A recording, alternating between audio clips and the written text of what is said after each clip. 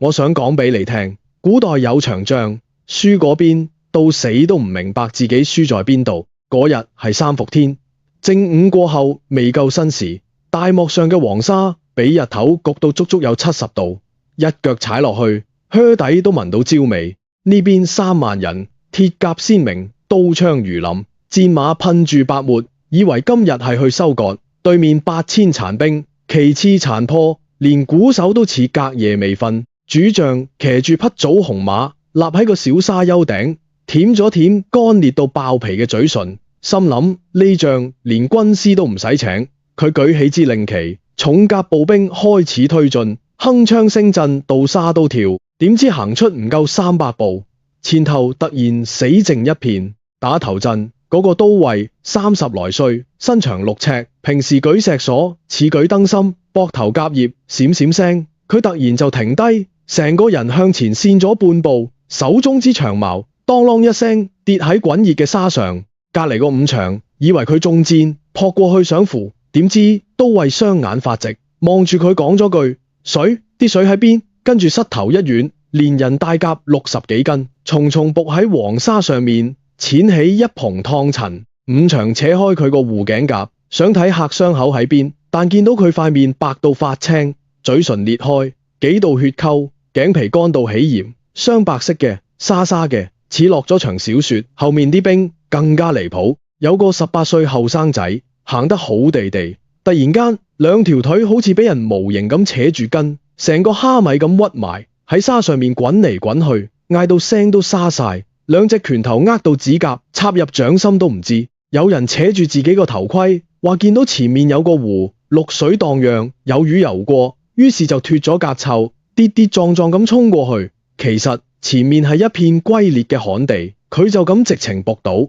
面埋落去啲燙沙度，嘴角仲笑住，以為飲緊水。更有個老兵打足8年仗，突然拔出土把短刀，望住自己個伍長就劈，嗌住話對方係敵軍探子，要嚟搶佢壺裏嗰啲水。主將喺高處睇到成個前軍亂晒龍，以為係敵軍施咗蛇術，又或者係瘟疫爆發。佢即刻全軍醫過嚟，3個軍醫按住幾個癱軟嘅兵，把脈、翻眼皮、撬開嘴、睇舌苔，甚至用銀針試毒，脈象散亂，瞳孔放大，但偏偏冇發燒，冇嘔吐，皮膚冇潰爛，完全唔似中毒。有個老軍醫跟過軍隊，打過10幾年仗，見過瘴氣，見過時疫，甚至見過缺水渴死嘅人，但從來未見過成班壯漢同時之間變成咁。佢扯開一個昏迷士兵條，汗巾條巾本來係靛青色，而家硬到可以企起身，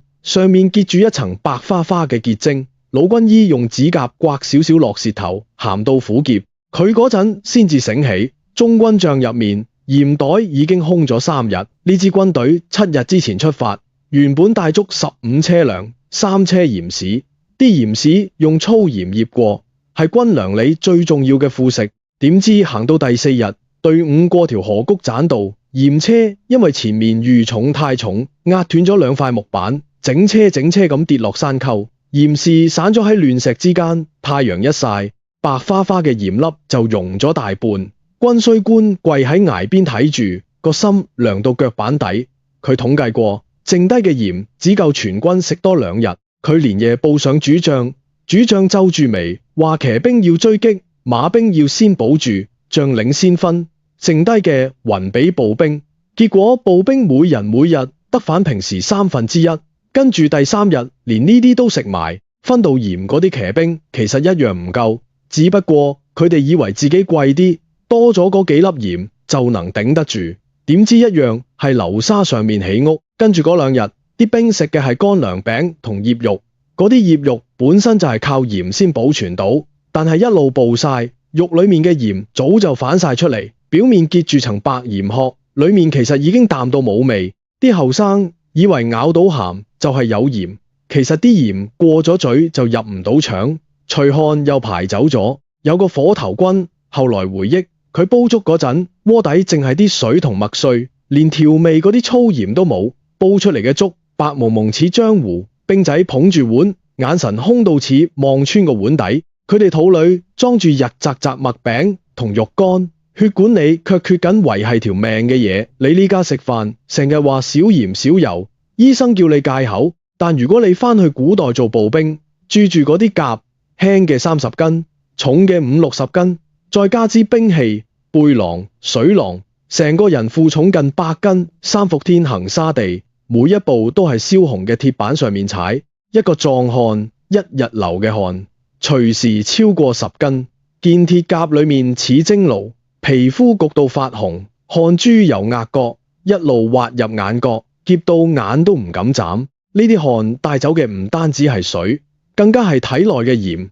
你着完甲丑，脫低件衫，會見到內衫結住層白色鹽漬，硬到刮手。你如果見到水就狂灌，唔補鹽就等於將身體僅餘嘅鹽分再沖淡。嗰日沙場上好多兵就係咁，水壺早就飲乾，水囊別到似層皮，見到同袍腰間有水就撲過去搶，搶到之後就仰頭灌，灌完更加手腳發軟，心跳到好似要撞穿個胸咁，耳仔邊嗡嗡聲大到聽唔到號令，視野變到窄到似睇緊條筒。我哋呢家講科學，會話鹽裏面嘅鈉離子係維持神經傳導同肌肉收縮嘅關鍵。古人唔識講鈉離子，但佢哋憑經驗知道，冇鹽人就係會腳軟、眼花、心脫。嗰個老軍醫喺軍營度救過唔少人，佢曉得俾啲濃鹽水吊命，只要有一小撮鹽溶喺水裏，灌落肚，抽筋嘅人好快就鬆倒。但嗰日佢手頭邊一粒鹽都冇，個藥箱淨係剩幾把草藥同半瓶醋，佢只能眼白白睇住啲後生仔，肌肉好似有條蟲喺皮下邊轉咁抽搐，瞳孔放大到睇唔見光，最後連呼吸嘅力都冇晒。一個壯漢由企唔穩到，完全癱低，快則半個時辰，慢都不過大半日。最恐怖嘅係精神崩潰，缺鹽缺到一個位，人會癲。嗰個拔刀砍自己人嘅老兵，其實唔係怕死，係腦裏啲神經已經唔受控。佢喺沙上面爬，突然覺得天旋地轉，以為周圍所有景物都係水波，戰友嘅臉扭曲變形，好似敵軍易容咁樣。古人叫呢種做中邪或者異症，實質就係電解質紊亂引發嘅離網。1至3萬人嘅大軍，未發一戰，未交一人，就因為體內少咗一撮白色粉末，自己先由裏頭開始爛。對面8000敵軍，原先仲準備死守，見到呢幕都傻咗。佢哋嘅探子伏喺矮波後頭，望到敵兵，唔似受傷，而似集體發癲。有啲跪喺度揸把沙梳入口，以為係鹽。有啲互相廝打，搶對方腰間空空嘅鹽袋；有啲就咁躺平，望住天上太陽傻笑。主將以為有詐，派咗支500人嘅輕騎去試探。嗰啲鐵騎好慢好慢咁行近，見到地上嘅敵人，有啲仲駐住全套明光玉淚，但已經手軟到舉唔起刀，像攤泥咁任砍。一場原本應該血戰3日3夜嘅仗，黃昏之前就收咗皮。3萬人嘅營地易咗主。地上淨係放低無數空鹽袋、乾涸嘅水囊，同埋因為抽筋而扭曲到不似人形嘅屍體。你話刀劍利唔利？利，但刀劍起碼你見到可以擋，可以閃。鹽呢樣嘢冇咗佢，你條命就似條濕咗嘅麻繩，看似完整，其實一拉就斷。古人話兵馬未動，糧草先行。糧草裏面最金貴、最唔可以斷嘅，往往就係呢樣嘢。佢唔紅唔黑，白雪雪咁安靜咁潛伏喺每個士兵條汗巾、每袋軍糧、每個朝廷嘅算盤入面。等你發覺佢嘅殺傷力嗰陣，通常都已經太遲。你見到啲兵咁樣死喺沙場上面，係咪覺得佢哋好唔抵？其實我話俾你聽，你住反佢哋對鞋，背住佢哋嗰半副身家，喺三伏天行2日山路，未等人嚟打，你自己先瀨嘢。我而家就帶住你，由天未光開始，體驗一次古人駐甲行軍，你就知道嗰撮白色粉末點解重過把刀。軍營裏通常人時尾，卯時頭就要起身，四周黑到伸手唔見五指。火頭軍開始捅火種，微弱嘅紅光影住四圍鐵甲，冷冰冰咁反光。個兵坐喺自己張草台度，先將幾箭衣抖開，見幾衣油起蓋，已經注咗幾鹽，領口因住反覆冚濕同肉乾，變得發黑發硬，好似層樹皮。佢先將雙臂穿幾，跟住係胸甲掃。胸甲分前後兩片，鐵葉用熟牛皮繩逐個孔穿住，一片疊一片，似魚鱗。自己係到前面嘅帶容易，背甲就要靠同袍幫手。個同袍企喺後面，將整塊背甲貼實佢背脊，穿過腋下，條皮帶拉緊，皮繩陷入劍片衣，壓到肩胛骨嗰度生生作痛。跟住係裙甲，圍實腰同大髀，護臂一對，護頸一對，最後雙手捧住個頭盔冚落去，一冚完，整個世界嘅聲音即刻細咗3成，視野縮窄，像由窗洞望出去，成套裝束上聽，輕嘅30斤出頭，重嘅鐵騎夾50-60斤，唔出奇。你而家背個書包行半個鐘都嗌辛苦，佢哋係日日背住半袋米咁重嘅鐵，重有支長矛或環手刀，快盾，個裝乾糧嘅背囊，2袋水，成個人近100斤壓喺身上。同袍幫佢綁緊最後一條皮帶，佢又幫同袍綁，大家手指碰到對方冰冷嘅甲葉，心知肚明，今日係綁住一齊搏命。辰時出發，日頭開始辣，鐵係最導熱嘅，陽光直射喺甲葉上面，溫度迅速穿透衣，貼上皮膚，劍甲裏面好似個密封蒸爐，熱氣出唔去。汗水焗住由毛孔湧出，啲汗由額角髮邊流出，匯成一條線，流過眉毛，滲入眼角，鹹到澀眼。你隔住個頭盔又抹唔到，只可以猛咁眨眼，等眼淚湧出嚟沖淡，再由後頸流入背脊，沿住條龍骨溝一路向下爬，經過腰眼，落入貨陽，所經之處濕到攞命。最慘係對腳，靴筒高及小腿，裏面纏住綁腿布，布條吸飽汗水之後又焗住，成對腳跑到發白，起皺，指那間開始發癢。行到是時，個兵已經覺得頸勁依似快濕布咁貼住背脊，每行一步，甲葉同衣衫摩擦，發出吱架聲，衣乾濕交替，變得似張砂紙，磨住兩邊腋窩同大腿內側。好多兵行完一頁脫甲嗰陣，見到呢啲位已經磨爛，血水混住汗水，一流汗就掉痛。軍醫處理嗰啲擦傷，要用淡鹽水清洗，殺菌收口。冇鹽連爛腳都醫唔好，行路都唔得。打咩仗？呢啲唔係普通嘅水，係鹹到發苦嘅水。你而家做 gym 流啲汗，可能淡淡地就算。古人著住鐵甲，背住幾十斤喺沙地或者山道行路，流失嘅鹽分係你嘅幾倍。到咗黃昏紮營脫甲嗰陣，趕件衣已經乾濕交替好幾回，領口、腋下、背脊心結住層層白霜，似係落過小雪。有啲位置因為反覆摩擦，連鹽霜帶皮屑混成灰白色嘅硬塊，刮落嚟可以沙沙聲。有啲老兵駐甲駐出經驗，脫低件衫會用手指刮啲鹽粒落口，話係補鹽，其實刮到嗰啲係杯水車薪。但係有總好過冇。馬匹都一樣，騎兵嗰啲戰馬出汗比人更多，草料裏都要拌鹽，所以騎兵份鹽多過步兵。唔係因為人貴，係因為馬都要。軍糧個肚要裝嘢，鹽就更加要裝。背囊入面除咗水，最重係乾糧、麥餅、炒米、風乾肉，全部淡而無味。如果冇鹽餸，食多2日，你見到都想嘔，胃水倒流。所以鹽要另外裝，通常係鹽豉豆曲加粗鹽醃成，有時混埋駝菜或魚肉，臭到隔幾丈都聞得到。但係全軍自保，每日申時點算，5場捧住個圖缽或羊皮袋，去到重營，軍需官用木勺或凳子按人頭俾鹽，多1粒都冇。有啲部隊係將鹽溶喺水裏，每人飲啖溫鹽水。有啲就俾你3數粒鹽匙含住，等口水慢慢化，鹹到舌尖麻痹。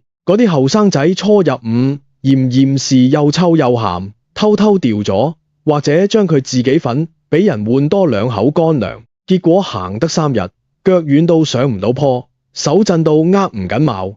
5場揸住藤條想打，發覺自己條臂都酸軟到舉唔起，打人都冇力。你問我點解會搞到咁？我咁同你解釋啦，你條命行住，靠神經傳送信號，肌肉要收縮放鬆，全部靠體內電解質平衡。鹽就係最緊要嗰樣原料，你流走咗，食唔返，信號就亂晒，手指公不聽使，小腿後跟突然似有條鐵線扯住，硬到成條腿彈起，成個人似張弓咁反屈喺地上滾嚟滾去，呢啲叫抽筋。跟住心跳亂，似有人喺心口打鼓，撲通撲通撞住個胸骨，氣頂唔順，心口翳悶，似有大石壓住。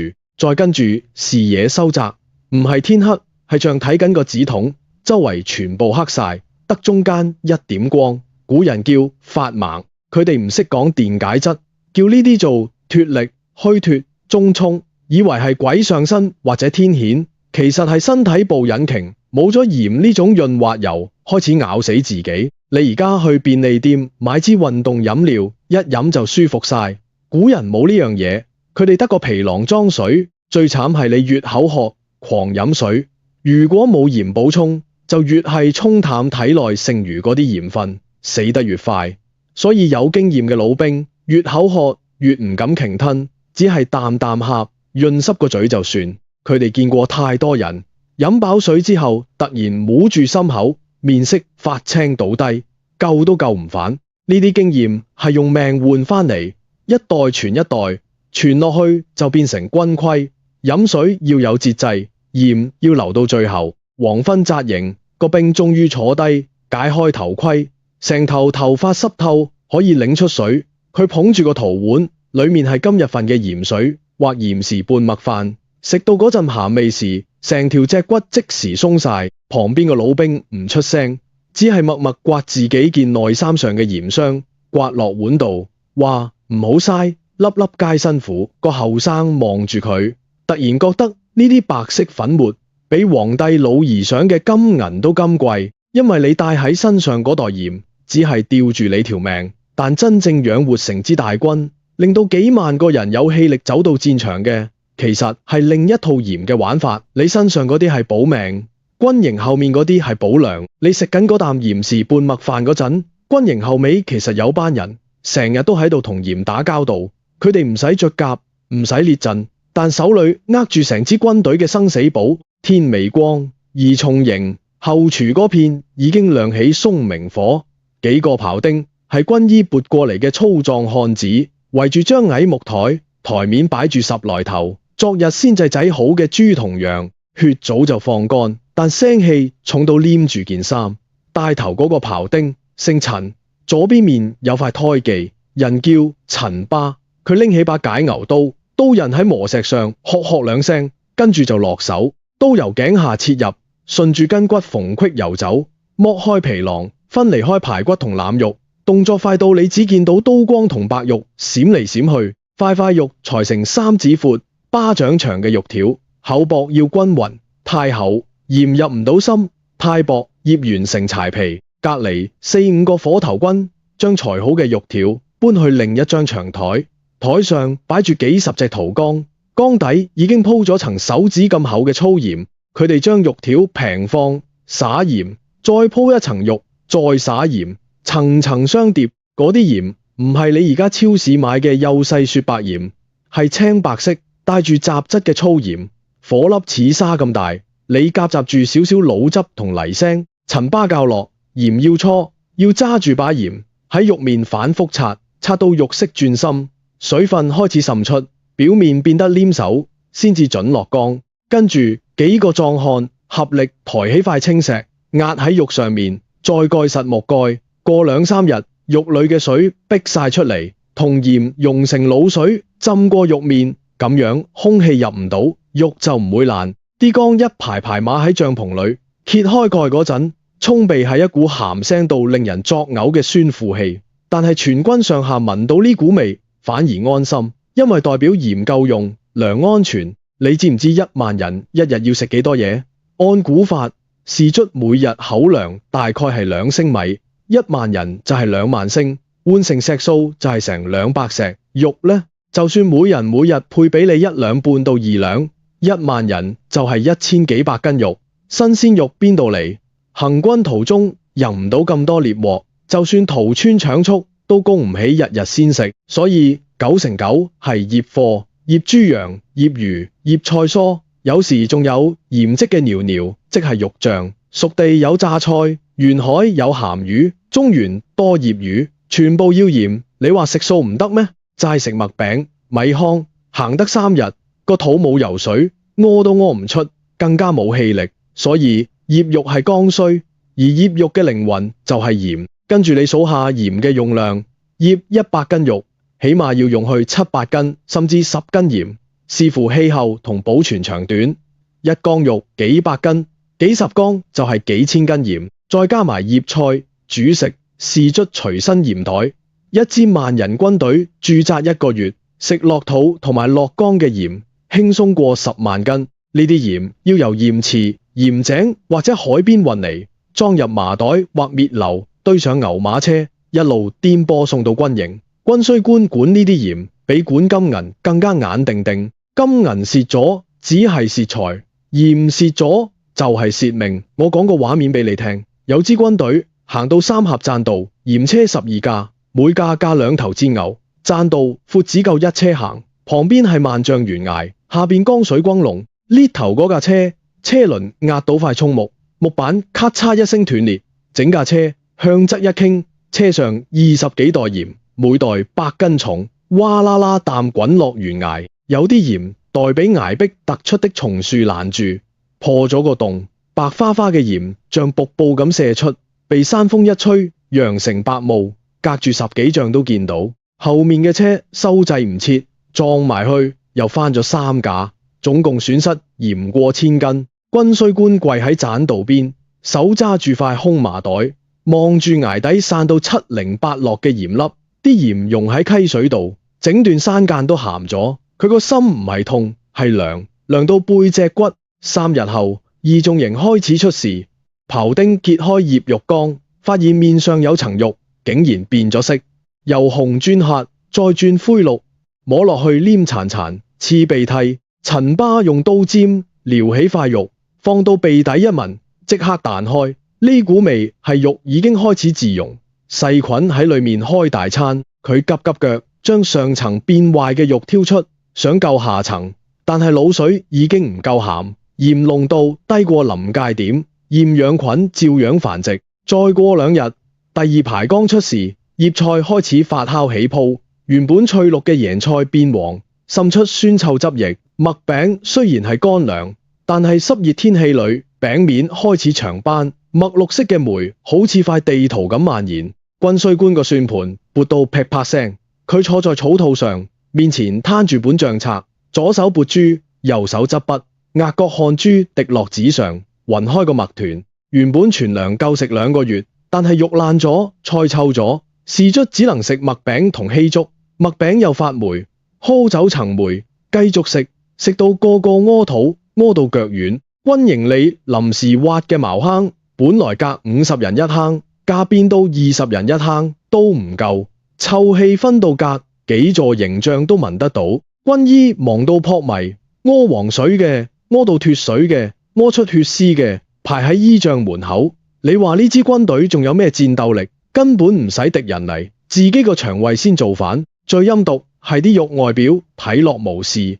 有啲醃肉裏面已經變質，但外層因為風乾結咗層硬皮，顏色正常。火頭軍切咗落鑊，炒熟之後氣味輕微。士卒餓到胃痛，狼吞虎咽食落肚，半夜肚痛如絞，嘔到黃膽水都出晒，成個軍營似間病舍。有經驗嘅老兵食之前會撕開肉仔細睇，見到肉絲間有絲狀黏液，或者聞到隱約酸梢，就寧願餓住都唔食。但係後生仔餓到眼突，邊理得咁多？結果呢班後生往往係最先倒下嗰批。鹽嘅防腐原理，古人唔識講細菌，但佢哋由經驗知道，鹽能殺腥，能存久。鹽嘅滲透壓將微生物體內嘅水分抽乾，等佢哋脫水而死。冇咗呢層屏障，肉類喺常溫下2-3日就開始腐敗。天熱半日就夠。一支大軍嘅藥重，動輒1000車，行得慢，停得久，全靠鹽喺路途上做保鮮劑。鹽車一翻，等於將成個後勤體系嘅保險絲拔咗，火即刻燒埋身。你而家明白點解古代運糧要道旁邊，往往要跟住運鹽隊？糧草、糧草、糧同鹽其實係捆綁銷售，缺一不可。你見到史書上寫截其糧道，其實很多時候截嘅就係鹽車，糧車被劫，士卒食少兩餐仲頂得住，鹽車一斷，10日內全軍業貨盡毀，8萬斤糧變成8萬斤毒，軍營裏飄住嘅唔再係飯香，係腐臭。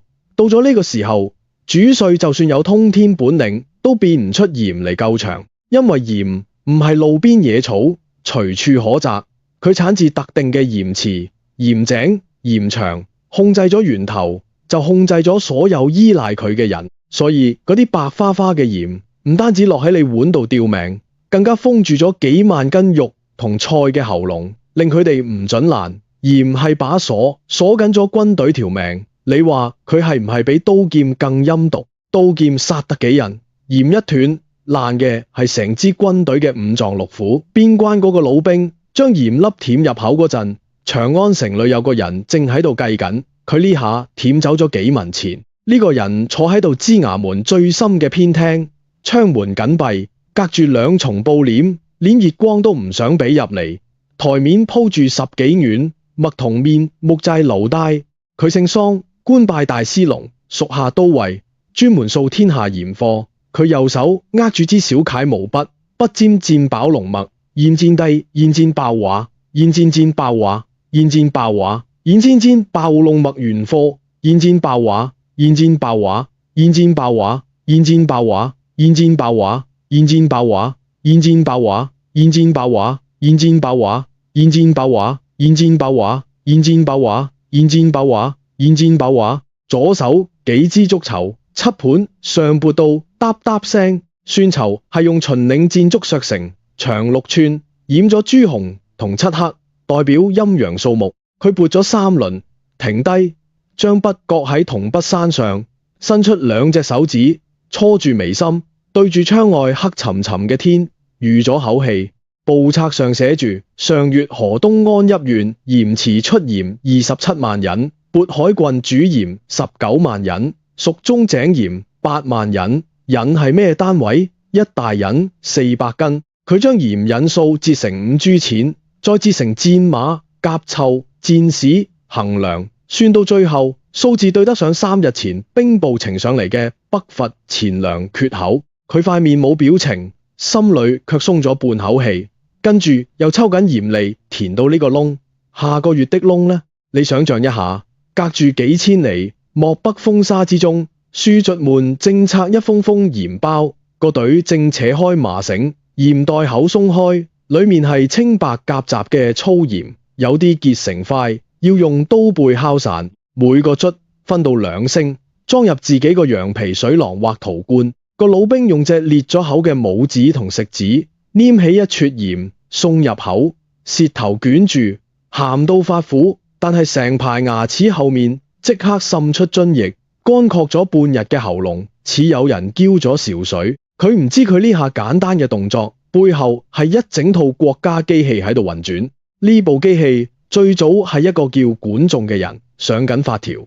春秋時節，齊國臨海，渤海灣邊有片灘塗。潮退之後，地上白茫茫似落霜。當地土著自古識得刮起層鹹土，堆喺坑度，淋水取露，再支起鐵盤煮乾。你行近啲，會見到海灘上密密麻麻似星斗咁嘅鹽皂，皂用貝殼同石灰砌成，高不過膝，徑闊3尺，鹽紋赤足，踩過灘塗，腳趾縫塞滿黑泥，腳板底被鹽滷蝕到開裂，滲出血絲都唔覺痛。佢哋將滷水舀入鐵盤，底下燒緊乾柴同貝殼，火舌舔住盤底，滷水由青變濁，再變白，最後結出層白花花嘅鹽精，煙氣日夜不斷，遠遠望似條白龍盤住海岸。管仲有一年行到呢度，冇坐轎，冇鳴鑼開道，只係着住件粗布深衣，踩住草鞋，獨自走入煙陣。佢蹲低，揸把未經過濾嘅粗鹽，攤喺掌心，指縫間漏下白沙沙嘅粉末。佢舔咗舔，鹹到牙肉發緊，但眼睛發亮。佢回到臨淄去見齊侯，冇講大道理，只係攤開隻手，掌心裏有一小撮鹽，話主君，天下人無分貴賤，食嘢必用鹽。齊國有海，鹽似泥沙，取之不盡。若國家管住煮鹽嘅灶，賣鹽嘅嘴，每100斤抽20斤作稅，敵國百姓食我齊鹽，即係養我齊兵。齊侯聽落去，當晚就拍板，管仲之後設鹽官，海邊煮鹽嘅灶戶不准私賣，全部歸官倉。齊國學堂里的士只食嘅湯餅，田裏耕作的農夫食嘅周遭，全部要經官手買鹽。鹽價唔貴，但係人人要買，日日要買，積少成多。齊國府庫就似個無底深潭，慢慢注滿水。有錢就養得起兵，買得好馬，鑄得起箭。齊桓公之後9合諸侯，一匡天下，背後有相當一部分係呢啲海邊鹽灶燒出嚟嘅煙火。到咗漢武朝，呢套玩法升級，皇帝要打匈奴、衛青、霍去病，幾次出塞，每一次都係黃金萬斤，糧草10萬石咁燒。田賦有定額，耕地產出就咁多，你夾硬加租，農民就拋荒逃亡。但係鹽呢樣嘢，你加幾錢，百姓唔食得淡，只能忍痛俾錢。武帝派人到各地鹽池、鹽井、海邊樹立官山，派駐出嚟。煮鹽嘅灶戶變成官家奴婢一般，煮出嚟嘅鹽直接入官倉，再由官商轉運。你食私鹽，捉到就太刑，太刑最重可以棄市。當時有個叫卜式嘅富商，原本做牧羊生意，後來見鹽利驚人，想染指，結果俾鹽鐵城一眼盯住，連人帶羊充咗公。朝廷壟斷之後，鹽價可以由成本幾十文炒到幾百文。百姓買鹽嗰陣，唔知自己其實係喺度繳人頭稅，而且係自願繳。大司農衙門裏，桑弘羊門每日凌晨就起身，對住算籌同簿冊，將各地鹽貨匯總，一引鹽換幾匹絹，幾匹絹養一兵，一兵一月食幾升鹽，幾斗米，全部要扣到分毫不差。有晚燭火，跳咗下，佢發現蜀中某口鹽井因山洪倒灌，減產3萬人，個心即刻沉到谷底。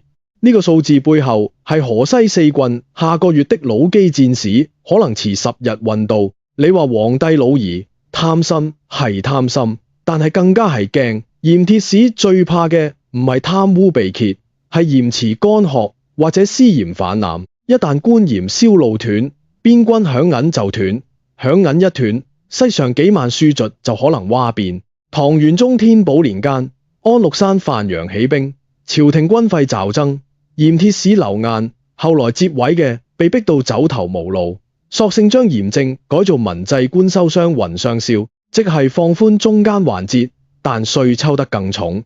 鹽商要取得運銷權，要先俾一大筆鹽利錢入國庫，結果呢，江淮一帶鹽商富到流油，穿金戴銀，宅院連綿，但係朝廷一樣有錢養兵平叛。你話邊個蝕底？始終係啲食鹽嘅百姓。長安城裏一個普通人家，每月買鹽要佔去2成開支，煮菜時手要抖住嚟放多咗好似割肉咁痛。但係邊關嗰個老兵，佢食到口嘅鹽，表面上係鹽商運去嘅，實質係佢阿爺、佢細路、佢鄉鄰喺街市度含淚俾咗高價買翻嚟嘅。我哋將兩條線拉埋一齊睇，長安道之衙門裏，桑弘羊或者佢嘅後人深夜批完最後一卷廬，將連乜塔來乜之陀，佢望住牆上掛住嘅天下鹽池圖、解州池、無溪井、泰州場，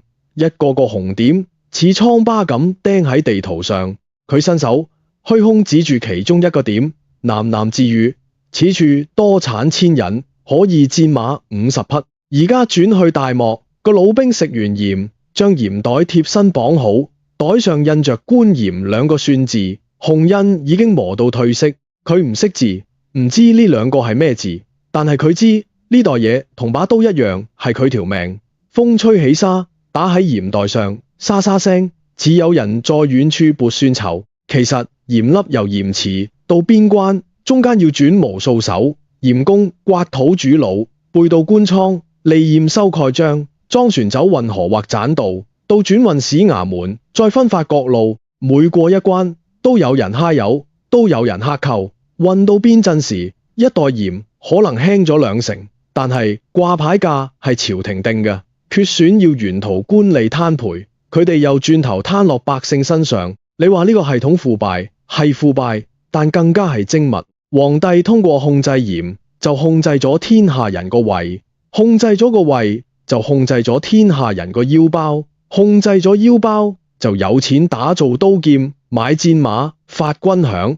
鹽由此脫離咗灶台，變成一條隱形的鎖鏈，一頭拴住皇帝的龍椅，一頭拴住邊關的箭垛。有個細節你未必留意到，古代官鹽通常又苦又澀，裏面夾帶泥沙同鎂鈣雜質，因為煮鹽嘅人懶得提純，官家驗收又只重量唔重質。但你估下，點解咁劣質嘅嘢都人人搶着買？因為買唔到你就冇力，冇力你就做唔到人，做兵更加送命。朝廷唔需要俾你好鹽，只需要俾你夠鹹嘅鹽，令你唔死得咁快，可以繼續賣命。呢個先至係鹽鐵專賣最陰濕嘅地方，佢唔係服務你，係消耗你。導知衙門你個官深夜寫罷奏章，吹熄蠟燭，他朝早還要去鹽鐵監巡視。佢心裏清楚，自己握住的唔係鹽，係成支軍隊的呼吸開關。邊關嗰個老兵瞓落沙地，鹽袋貼住胸口，隨住心跳起伏，佢諗緊明日會不會有敵襲，諗唔到千里之外有個人因為數清楚咗佢袋鹽值幾錢，而可以安然入睡。正月嘅解州，風似刀，天未亮透，鹽池上已經晃動着幾百個黑影，佢哋係池戶，住住露出棉絮嘅破拗，赤腳踩進沒過腳踝嘅滷水，手裏握住把3尺長嘅鐵鏟，叫鹽鏟，刃口因長年刮擦粗鹽而崩出缺口，鏟尖插入鹽板，咔嚓一聲，翹起一塊巴掌大嘅鹽精，白得發青，邊緣鋒利似刀。後面嘅人用柳條框接住，沉甸甸嘅鹽塊碰撞，發出悶悶嘅聲響。池面一望無際，白茫茫延伸到灰蒙蒙嘅天際，仿佛大地結咗層痂。佢哋唔知池北5里嘅土苑上，3000黑甲騎兵已經勒住韁繩，馬鼻孔噴出嘅白氣喺朔風裏瞬間消散。為首嗰員將領面龐俾寒風割到紫紅，眉睫上結住層白霜。佢眯眼望向鹽池，嗰片白反光太強，盯耐咗眼眶發酸，淚水直流。佢伸手抹咗把面，掌心粗糙嘅繭擦過鹽相似嘅皮屑。身後親兵遞上一塊麥餅，餅凍得硬如石頭，佢用刀背敲碎，塞入口裏乾嚼，嚼咗半日先至咽落去。餅裏冇鹽，味同嚼蠟，食落去胃袋似塞咗團雪。佢知道自己部下已經3日冇捉鹽入口，又范陽長途奔襲，鹽車喺上個月過太行遊時俾唐軍遊騎燒咗。此刻佢望向鹽池，眼裏唔係貪婪，係求生嘅光。拿下呢片白，河東就亂，旁廷就冇錢發饷，前線就要退。佢拔出橫刀，刀身影住鹽池嘅白，亮到人衝馬蹄踏碎丸，上凍土。3000騎似道，黑潮湧向白茫茫嘅池灘。鹽池邊有座土城叫禁門，圍住核心產鹽區，城唔高象魚，但牆根夯得實，係為咗防池戶司徒同防盜起嘅。呢日城頭卻企滿咗兵。唐軍副都護姓馮，面白無須，原係道知衙門調來監鹽嘅文職，緊急時刻俾人趕鴨子上架。佢此刻住住半舊明光玉，手扶長舵，望見北邊黑潮捲嚟，心跳到撞盔。佢身邊只得800步卒，200弩手，本來守鹽池防流寇足夠，點知叛軍主力竟敢繞過大營，直撲此地放風。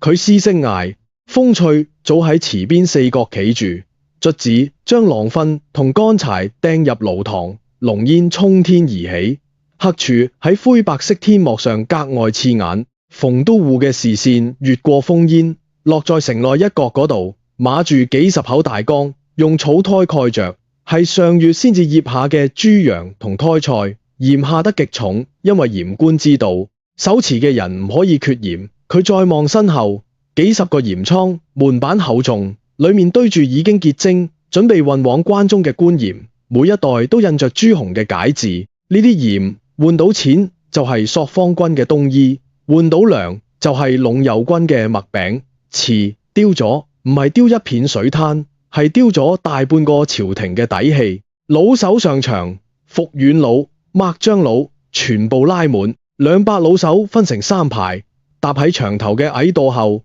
佢哋手裏端嘅服軟佬射程300步，老臂用桑木同牛角複合製成，拉力要兩臂齊發先至上得到弦。寒風中，腦機括上銅齒嘅聲響，密集到似蠶食葉。馮都護嘅視線盯住奔馳嘅敵騎上，數住距離400步、350步、300步，放聲。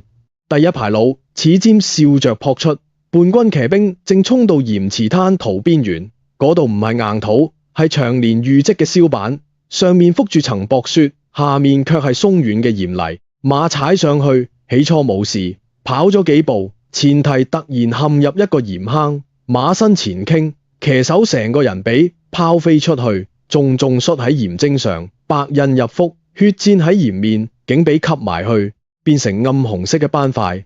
更多嘅馬失蹄，更多嘅騎手滾落，老齒隨之而至，穿透鐵甲縫隙，人仰馬翻。但後面嘅騎兵仲係勇，佢哋知道只要衝過呢片死亡灘塗，土城低矮，一攀就上。馮都護由垛口探出頭，望見一個叛軍騎兵竟衝過咗灘塗，馬已經累死，佢徒步奔跑，踩過鹽晶，腳下碌吱作響。嗰人跑得太急，突然腳一軟，單膝跪地，唔係中箭，係小腿肌肉猛地抽搐，似有條蛇喺皮下扭動。佢伸手去扳自己隻腳，免因劇痛扭曲。呢個係缺鹽行軍後嘅典型抽筋。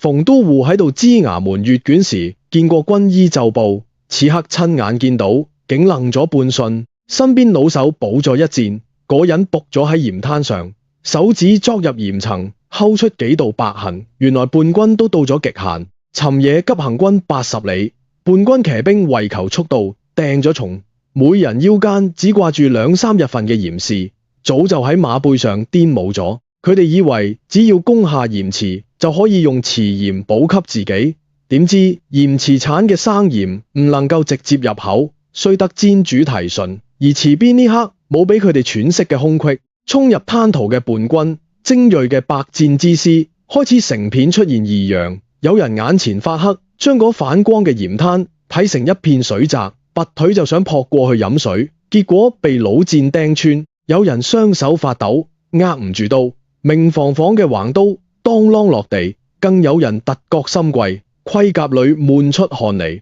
冷風一擊，成個人似斷線木偶咁栽低，唔係病死，係電解質紊亂引發嘅心律衰竭。馮都護抓住呢個瞬間，下令開城門，派僅餘嘅50騎衝出去側擊。呢50騎係鹽池監嘅巡騎，日日食足官鹽，醃肉管夠，雖然人少，但係馬力足，手唔軟。佢哋由側面插入灘塗，長速平舉，借住馬勢，將正在抽筋嘅叛軍一個個捅翻。鹽晶俾馬蹄踏碎，濺起白色粉塵，混住血霧，喺陽光下形成一片淡紅嘅淫剪。叛軍先鋒將領眼見前軍潰散，自己嘅坐騎都開始打訪佢。3日只食咗啖麥餅，而家握刀嘅虎口喺跳，視野邊緣出現黑斑。佢知道今日奪唔到呢片白啦，唔係敗俾唐軍嘅刀，係敗俾自己血管裏消失嘅鹽分。佢調轉馬頭，嘶聲下令撤退，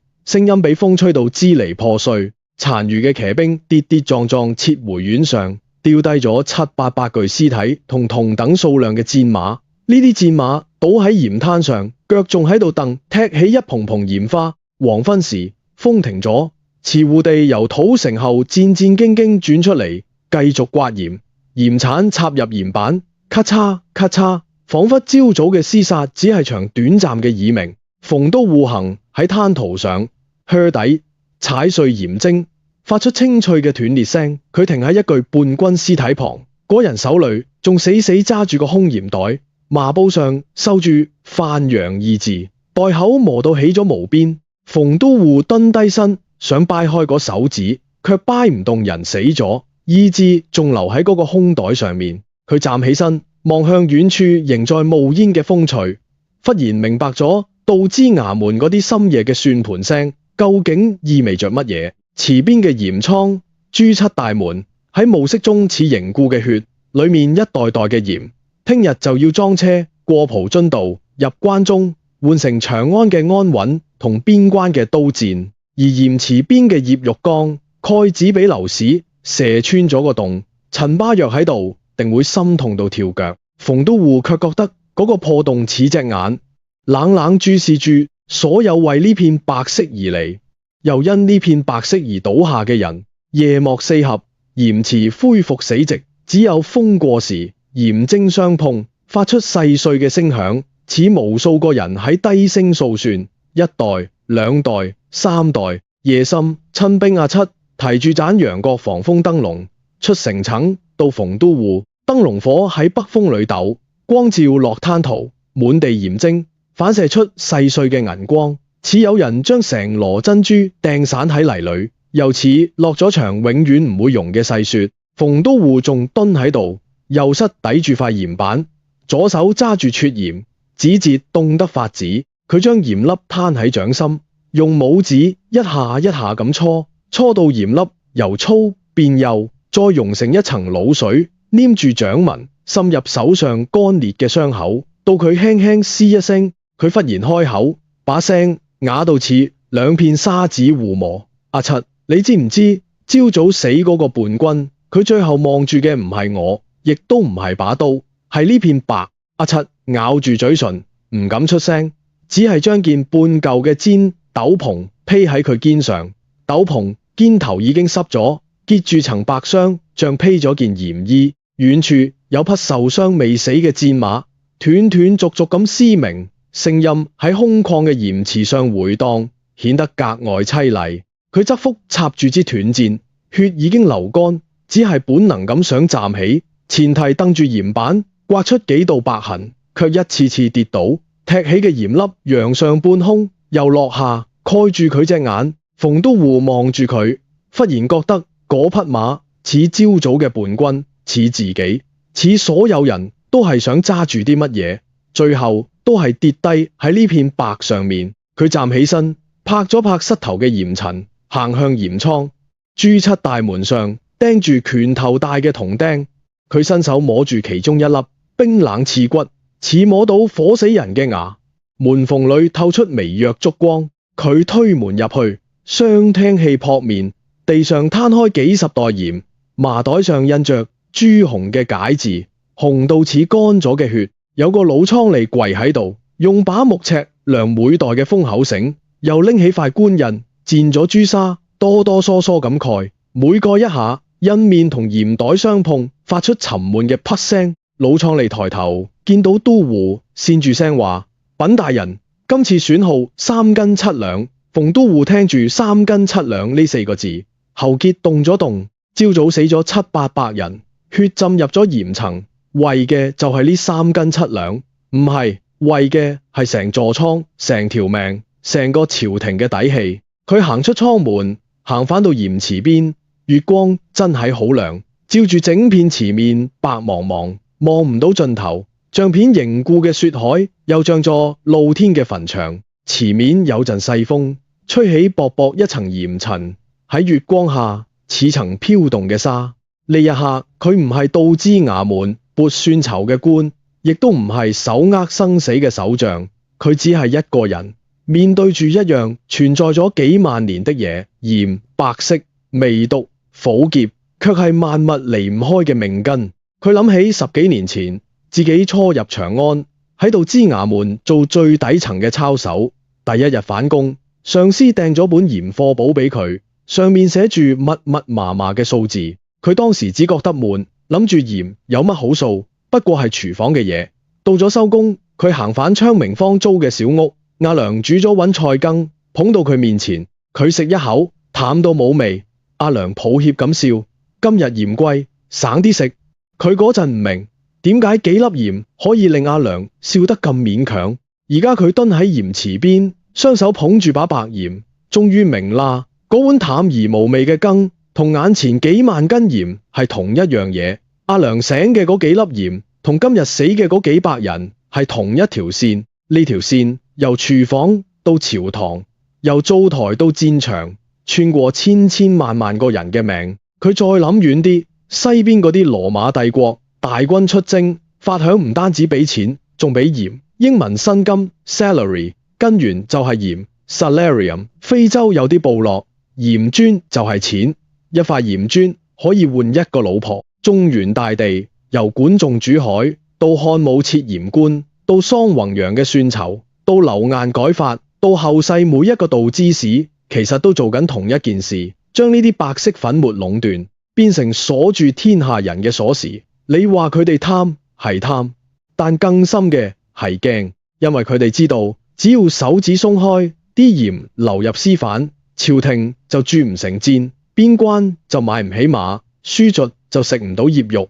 成個殼就會由內到外散晒。刀劍好鋒利，一刀斬落去，血噴3尺，好震撼，好直接。你見到敵人個頭飛起，知道佢死咗。但鹽呢？鹽係慢嘅，係陰嘅，係無聲嘅。佢唔斬你，佢令你腳軟，令你眼花，令你啲醃肉變臭，令你成支軍隊由肚裏爛出嚟。你記得個駐住明光堯儀行軍的兵嗎？佢警電衣領口結住嘅鹽酸，磨到熱鍋出熱。你記得後廚嘅庖丁嗎？佢把解牛刀同嗰啲醃肉缸，鹽少咗一撮，整缸肉就係毒。你記得道之衙門深夜嘅算盤聲嗎？每聲嗒嗒都係數緊人命，算清楚幾引鹽換幾條命。你記得灘塗上嗰個叛軍嗎？佢小腿抽筋，成個蝦米咁屈埋，手指摳入鹽層，到死都揸住個空鹽袋，指甲拗斷咗都唔放。佢哋全部係同一樣嘢博主，就係呢撮白色粉末。呢種致命唔係快意恩仇，係鈍刀割肉，係等你慢慢感受自己條命流失。天快光，東邊泛起層魚肚白，將鹽池由銀白染成淡金。馮都護終於行返土城，城門口有個瓷戶，住住件破到露棉嘅襖，赤腳踩住對草鞋，鞋面結住鹽殼，行路發出咔嚓咔嚓聲。佢擔住對空籮筐，準備出城刮鹽。經過馮都護身邊，佢低頭，籃底漏咗幾粒鹽，跌落泥地，瞬間混入塵土，白得好顯眼，像幾滴凝固嘅眼淚。馮都護望住嗰幾粒鹽，忽然明白，戰爭從來唔係只係刀槍劍戟、戰馬嘶鳴，呢片白茫茫嘅鹽池，先至係最大嘅戰場。每一粒鹽都係一粒微小嘅白色武器，佢哋聚埋一齊，就可以決定一個國家嘅生死，甚至改變歷史行去邊度。慈戶行遠咗，身影慢慢縮成個黑點，融入白茫茫嘅背景。馮都護仍企喺度，直到太陽完全跳上地平線，將佢個影子拉得好長，斜斜咁投喺鹽灘上，似條黑色嘅裂縫，裂開咗呢片白色嘅大地。風吹起，捲動池面嘅鹽塵，撲向人面，似雪又似灰。馮都護眯起眼，鹽粒沾喺睫毛上，溶成水，順住面頰滑落，似滴淚，又似滴汗。呢片白色從來都冇聲響，從來都唔耀眼，但佢殺起人，比任何刀劍都更加致命。因為刀劍只能夠斬斷喉嚨，而鹽能夠捏住成個時代嘅咽喉，令人心甘情願或者身不由己，為咗一撮鹹味交出自己的命。